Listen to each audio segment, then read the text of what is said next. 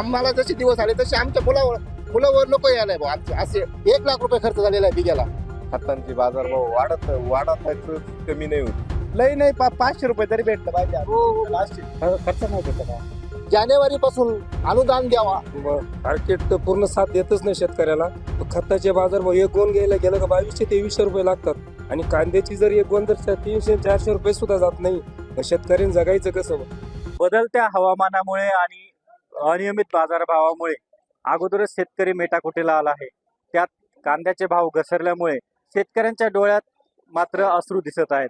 आता आपण संगमनेर कृषी उत्पन्न बाजार समितीमध्ये आलो आहोत आणि या ठिकाणी काही शेतकरी त्यांचा कांदा घेऊन आलेले आहेत. तुम्ही तुमचा कांदा घेऊन आलेले आहेत, काय सांगाल? कांद्याला भाव मिळतोय? नमस्कार, माझं नाव दत्तू रामभाऊ दराडे, नळवाडी. मी संगम मार्केटला काल बी आणली होती आणि आज बी कांदे आणलेले आहे. माझ्या कालच्या कांद्याला 1200 रुपये बाजार भेटला आणि आजचा काय निलाव चालू आहे तो आजही बी 1200-1300 रुपयेच निलाव दिसतोय. शेतकरी अक्षरशः त्याची जवळजवळ आर्थिक परिस्थिती नाहीच आहे 1200 रुपये 1300 रुपये कांदे विकण्याची.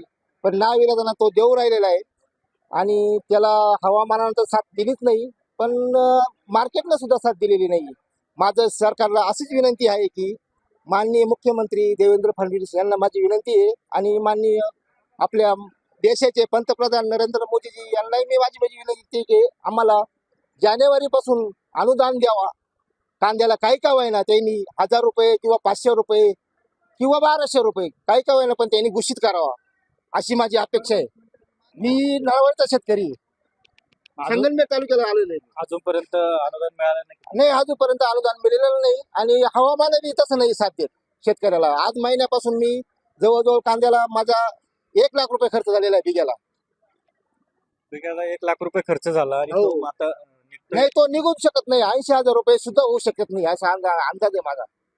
उत्पादनाचा खर्चही निघणार नाही अशी प्रतिक्रिया जी आहे शेतकरी देत आहेत. एक युवा शेतकरी म्हणून काय सांगशील की कांद्याला कांद्याला अनुदान भेटलं पाहिजे, बाकी काहीच म्हणणं नाही आमचं. किती 1000-1200 रुपये क्विंटल मागे भेटले पाहिजे. आता अनुदान बंद आहे? हो हो, लई नाही 500 रुपये तरी भेटलं पाहिजे. हो, हो.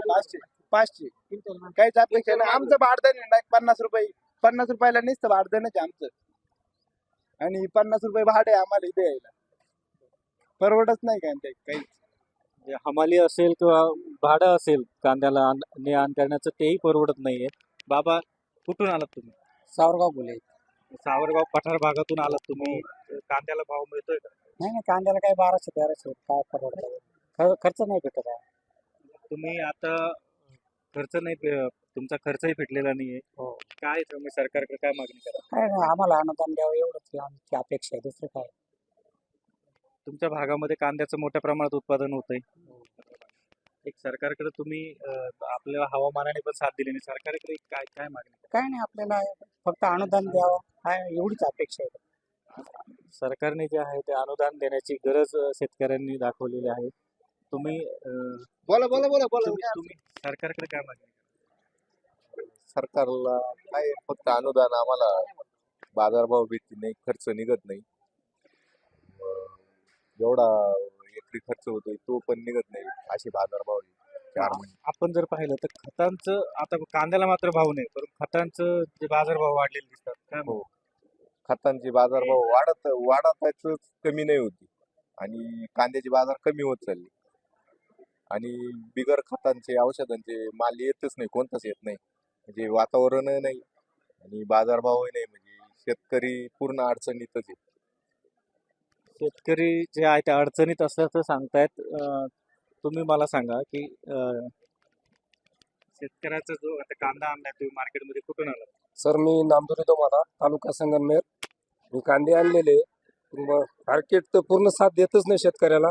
खताचे बाजारभाव एक गोण घ्यायला गेलं का 2200-2300 रुपये लागतात आणि कांद्याची जर एक गोण जर 300-400 रुपये सुद्धा जात नाही. शेतकऱ्यांनी जगायचं कसं? याच्यामुळे आम्हाला शेतकऱ्यांना काहीतरी अनुदान सरकारनं घोषित करावं अशी आमची विनंती आहे. आणखी शेतकऱ्यांच्या वतीनं तुम्ही जे आता कांदे लावले, सरकारकडे काय मागणी? सरकार का आता कांदे लावायला जर खर्च काढला तर कांदे लागवड 10,000 रुपये निश्चित मजूर घेतात. त्याला खत बेत एक गोण घ्यायला गेलं का 2200 रुपये खताच्या गोणीला लागतात आणि दरवर्षी खताचे ते बाजारभाव वाढतेच सारखे. ते कमी का बरं नाही होती? मग कांद्याचं मार्केट का बरं वाढत नाही? खताचे बाजारभाव जसे वाढतात तसं मग कांद्याचं मार्केट वाढलं पाहिजे ना. ते उलट झाले. खताचे बाजार भाव 2200-2300 रुपयाला गोण पडती आणि कांदे 1100-1000 रुपये क्विंटल आम्हाला विकायला लागतात तिथं. त्याच्यात हे भाडदान तर 50 रुपयाला गोण झाली. भाडं बिडं ते चार्जेस तर बहुत पडा दे मग ट्रान्सपोर्ट. कांद्याचं जे आहे ते आता तुम्ही मला सांगा, कांद्याला सुरुवातीपासून शेवटपर्यंत काय काय खर्च येतो, कुठं कुठं नेमका खर्च होतो? कांद्याला भरपूर खर्च राहतो बरं का. तर सरासरी आता मी स्वतः कांदा करतो, तर सरासरी तर व्यवस्थित काही घरचे काही मजूर लावून ते केला तरी ही 40 ते 50 हजार रुपये येते खर्च. म्हणजे औषध आहे, खत आहे आणि पाणी भरणे. आता दिवशी आपण करते नाही चांगलं क्वालिटीवर प्रोडक्शन काढलं तर 150पर्यंत 150-200 क्विंटल निघतो एका एकरामध्ये. काही ते 200च्या वर काढतात. तर त्यांचे ॲव्हरेज सर्वांचं नसतं, सरासरी 100च धरा. पण त्याला भाव चांगला मिळाला तरच पडत नाही शक्यतो काही शेतकरी काही शिल्लक नाही राहत.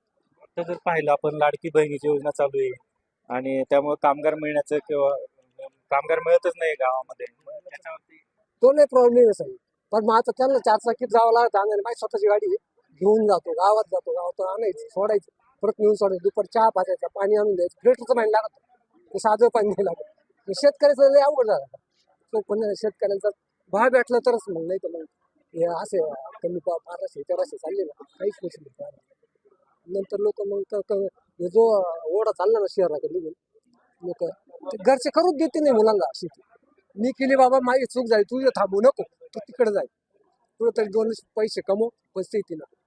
ते काम झालं मिळतच नाही काही, तर कसं काय असं प्रश्न. अनियमित बाजार भावामुळे अक्षरशः आपल्या मुलांना म्हणावं लागतं. मान्य बाजारात आला तर झाले डाऊन तसं तर राही होते पैसे होतील बरं का. आणि ऍक्च्युली आमची काहीच येत नाही. बरोबर आहे सगळ्यांचं. या ना असे पुढे आलो ना आम्ही आता पहिल्यांदा बोललो की त्यांना बोललो. असं तुम्ही मला सांगा, आतापर्यंत तुमचा खर्च किती झाला एकरामध्ये? माझा एकरामध्ये खर्च 1 लाख रुपये आणि उत्पन्न सुद्धा होणार नाही 1 लाख रुपये. 70 ते 60 हजार रुपये उत्पन्न होणार आहे. माझी 3री खेप आहे आज. 2 खेपा माझ्या झाल्या 25 हजार 75,000 रुपये. 3 खेपाची होत्या माझी आणि मला 25,000 रुपये उलट तोटा आहे. तोट्यात गंमत आहे उलट ही. आणि मुलांचं शिक्षण त्याच्यात आता 10वी 12वीचे मुलांचे परीक्षा चालू आहे. आम्हाला ते काम बघावं लागतं. मुलंही नेऊन घालावं लागतं शाळाला. त्यांचा बी प्रॉब्लेम आहे. न्यायचा आणायचा प्रश्न निर्माण होतो त्यांचाही बी.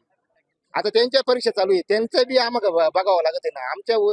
आम्हाला जसे दिवस आले तसे आमच्या मुलावर नको यायला भाऊ. आमचं असं म्हणणं आहे भाऊ. जसं आमच्यावर दिवस आले ना तसे आमच्या मुलावर नको यायला हे दिवस. एवढंच आमचं म्हणणं आहे, बाकी दुसरं काही नाही.